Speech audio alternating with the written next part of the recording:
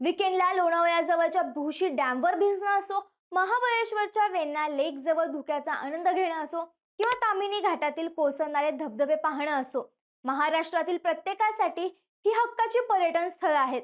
दरवर्षी पावसाळा सुरू झाला की आपण सगळेच कॅमेरा तिथलं सौंदर्य टिपायला आणि पाऊस एन्जॉय करायला इथे धाव घेतो. पण यंदा जुलैच्या सुरुवातीला जे घडलं ते केवळ पर्यटकांना सुखवणारी पावसाची सर नव्हती, तर ते निसर्गाचं एक रौद्र रूप पाहायला मिळाले. अवघ्या 48 ते 73 तासात या पर्यटन स्थळांवर तब्बल 600 ते 1300 मिलीमीटर पेक्षा अधिक विक्रमी पाऊस कोसळला आहे. नेहमी पर्यटकांनी गजबजणारे रस्ते अचानक दरडी कोसळल्यामुळे ठप्प झाले. मुंबई पुण्याचा संपर्क तुटला आणि काही पर्यटक तिथेच अडकून पडले. अखेर पर्यटकांच्या या आवडत्या स्थळांवर पावसाने हे भयानक रूप का धारण केलं, यामागे कोणती भौगोलिक आणि हवामानशास्त्रीय कारणं दडली आहेत, हेच आपण आजच्या या व्हिडिओच्या माध्यमातून पाहणार आहोत. त्यासाठी व्हिडिओ शेवटपर्यंत नक्की पहा. नमस्कार, मी स्वराली आणि तुम्ही पाहताय कट टू कट. सध्या संपूर्ण महाराष्ट्रात पावसाने जोरदार बॅटिंग सुरू केली असून सर्वत्र जलमय परिस्थिती निर्माण झाली आहे. शहरांमध्ये पाऊस सुखवणारा वाटत असला तरी महाबळेश्वर, लोणावळा आणि ताम्हिणी घाट यांसारख्या डोंगराळ आणि घाट परिसरांमध्ये मात्र पावसाने चक्क रौद्र रूप धारण केलं आहे. तर हवामान शास्त्रज्ञांच्या मते जुलैच्या सुरुवातीला झालेल्या या अभूतपूर्व जलप्रलयामागे एकाच वेळी निर्माण झालेल्या अनेक अनुकूल हवामान प्रणाली कारणीभूत होत्या. गेल्या आठवड्यात मध्य भारतावर एक तीव्र कमी दाबाचे क्षेत्र निर्माण झाले, जे पुढे ओडिशा आणि छत्तीसगडच्या दिशेने सरकले. या प्रणालीमुळे बंगालच्या उपसागरातून येणाऱ्या प्रचंड बाष्पयुक्त वाऱ्यांचा वेग वाढला. त्यातच मान्सूनच्या काळात सक्रिय असणारा कमी दाबाचा मुख्य पट्टा आधीच अनुकूल स्थितीत असताना पश्चिम किनारपट्टीला समांतर असलेला आणखी एक उपकमी दाबाचा पट्टा म्हणजेच ऑफशोर ट्रॅफ अचानक सक्रिय झाला.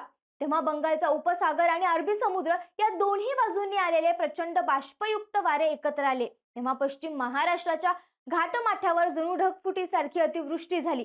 भारतीय हवामान विभागाच्या निकषानुसार 24 तासात 204 ते 244.5 मिमी पाऊस पडल्यास त्याला अतिमुसळधार म्हटले जाते. तर 244.5 मिमी पेक्षा जास्त होणारा पाऊस हा थेट विक्रमी श्रेणीत मोडतो आणि यंदा या श्रेणीतील पाऊस कोसळलेला आहे. या हवामान प्रणाली सोबतच सह्याद्रीची विशिष्ट भौगोलिक रचना आणि पर्वतांची उंची या पावसासाठी अत्यंत पूरक ठरली.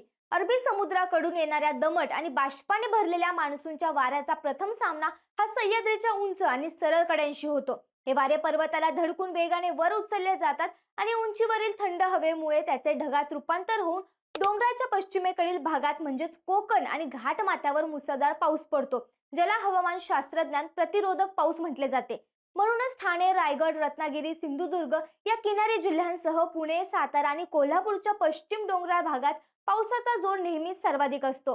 तर पर्वतरांगाच्या पूर्वेकडील भागात म्हणजेच पर्जन्य छायेच्या प्रदेशात तुलनेने कमी पाऊस होतो. सह्याद्रीच्या या भौगोलिक रचनेमुळे मध्य महाराष्ट्रातील पश्चिम आणि पूर्व भागातील पावसाच्या प्रमाणात हा मोठा फरक दिसून येतो, असे पुणे येथील भारतीय हवामान विभागाच्या 1981 मधील अभ्यास अहवालातही स्पष्ट नमूद केलं आहे. तसेच मागील 2 दिवसाच्या कालावधीत झालेली पावसाची नोंद पाहिली तर लोणावळ्यात तब्बल 1290 मिमी पाऊस पडला, जो सरासरीपेक्षा 161% जास्त होता. त्याखालोखाल रायगड जिल्ह्यातील भीरा येथे 1121 मिमी म्हणजेच 73%, ताम्हिणी घाटात 1110 मिमी म्हणजेच 125%, शिरगाव येथे 960 मिमी आणि महाबळेश्वर येथे 1916 मिमी म्हणजेच 100% पावसाची विक्रमी नोंद झाली आहे.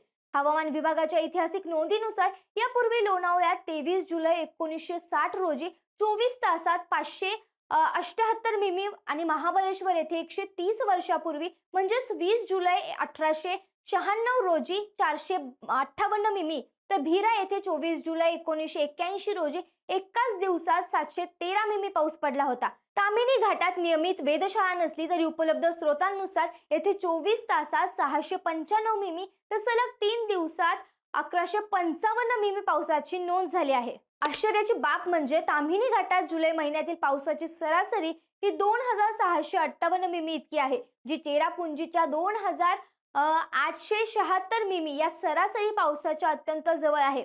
फक्त ताम्हिणीच नाही तर या पट्ट्यातील शिरगाव 1953 मिमी, अंबवणे 2113 मिमी आणि दावडी 2219 मिमी या गावांमध्येही जुलै महिन्यात होणारा सरासरी पाऊस हा देशातील सर्वाधिक पावसाच्या प्रदेशाशी थेट स्पर्धा करणार आहे. त्यामुळेच महाराष्ट्रातील हे घाटमाते आता देशातील पावसाचे मुख्य केंद्र बनले असल्याचे हवामान तज्ज्ञांनी स्पष्ट केले आहे. सह्याद्रीच्या कुशीत वसलेला हा संपूर्ण डोंगराळ आणि घनदाट जंगलाचा भाग केवळ पर्यटकांचे मुख्य आकर्षण नाही, तर तो संपूर्ण राज्यासाठी जीवदायी मानला जातोय. भौगोलिक दृष्ट्या हा भाग राज्यासाठी जलसंपत्तीच्या दृष्टीने अत्यंत संवेदनशील आणि महत्त्वाचा मानला जातो. कृष्णा आणि भीमा नदी खोऱ्याच्या पाणलोट क्षेत्रात असलेल्या या भागात 2 डझनहून अधिक महत्त्वाची धरणे आहेत. इथूनच पश्चिम महाराष्ट्र, मुंबई आणि पुण्यासारख्या मोठ्या महानगरांना पाणी पुरवठा केला जातो. त्यामुळे येथे होणारा पाऊस हा राज्याची तहान भागवण्यासाठी आवश्यक असल्यास तरी गेल्या काही दशकात हवामानात होणारे बदल चिंताजनक आहेत. महाराष्ट्रात आता पावसाचे प्रमाण हे सातत्याने अनिश्चित होत चालले असून कोकण पट्ट्यात आणि पालघर सारख्या जिल्ह्यात मान्सून काळात अतिवृष्टीच्या घटना वाढल्या आहेत.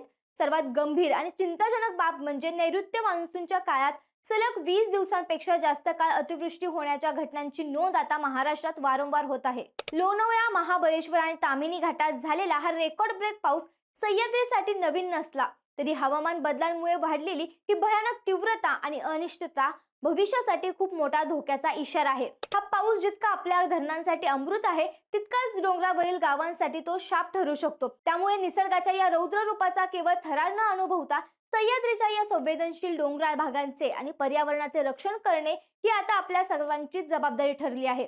पण या बदलत्या हवामानाबद्दल आणि सह्याद्रीतील या मुसळधार पावसाच्या रौद्र रूपाबद्दल तुम्हाला काय वाटतं? तुमच्या भागात यंदा पावसाची काय परिस्थिती आहे? आम्हाला कमेंट्स करून नक्की सांगा. आणि अशाच माहितीपूर्ण व्हिडिओसाठी कट्टू कटला सबस्क्राईब करायला विसरू नका.